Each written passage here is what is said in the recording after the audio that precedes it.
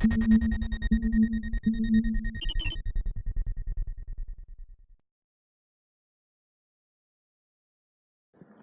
guys, welcome back to Ekraft Geeks. So today our topic is passive filters. So guys, what do you mean by filters? Filters are the circuit that can be designed to modify, reshape or reject all unwanted frequencies of an electronic signal and accept or pass only those signals that are wanted by the circuit designer.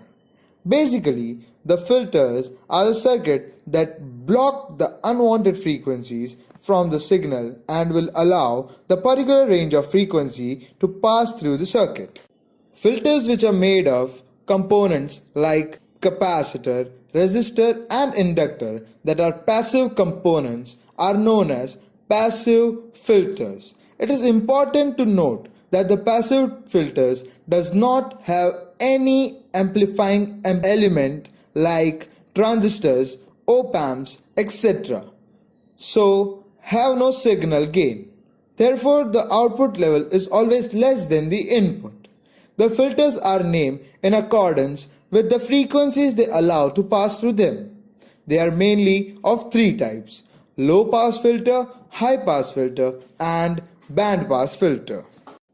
A simple low pass filter or LPF can be easily made by connecting together in series a single resistor with a single capacitor, as shown in the diagram.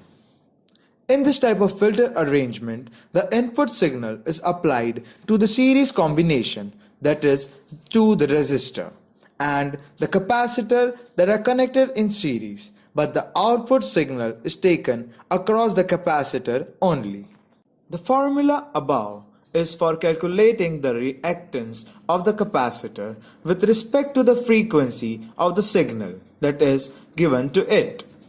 Where Xc is the reactance of the capacitor, the term F represents the frequency of the signal given to it as an input, and the term C is the capacitance of the capacitor.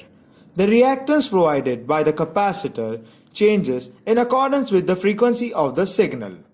As shown in the capacitor reactance formula, the reactance of the capacitor increases when the frequency of the signal is low, due to which the low frequency signal are seen across the capacitor, that is, at the output, while the capacitor provides very low reactance to the high frequency signal, due to which the high frequency signal pass through the capacitor to the ground and it won't appear across it, that is, it won't appear at the output.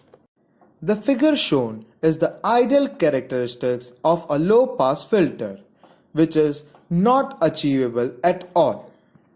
The practical output of the low pass filter is shown.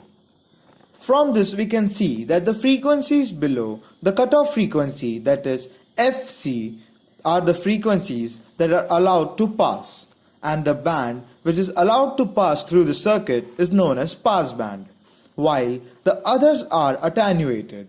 The band which is attenuated is known as stop band. As the figure shown above is of the first order low pass filter, due to which the attenuation is only 20 dB per decade, that is, the attenuation is only of 20 dB per 10 Hz. As we have seen that a simple first order RC low pass filter can be made by connecting a single resistor in series with a single capacitor. This single pole arrangement gives us a roll-off slope of minus 20 dB per decade attenuation of frequencies above the cutoff point. However, sometimes in the filter circuit, minus 20 dB per decade angle of the slope may not be enough. To remove an unwanted signal, then two stages of filtering can be used as shown. This is known as second order low pass filter. The circuit uses two passive first order low pass filter connected or cascaded together to form a second order or two pole filter network. Therefore, we can see that the first order low pass filter can be converted into a second order type by simply adding an additional RC network to it, and more RC stages we add, higher becomes the order of the filter. So, for the second order low pass filter, the slope would be of minus 40 dB per decade, that is double the slope of the first order low pass filter, as shown in the diagram.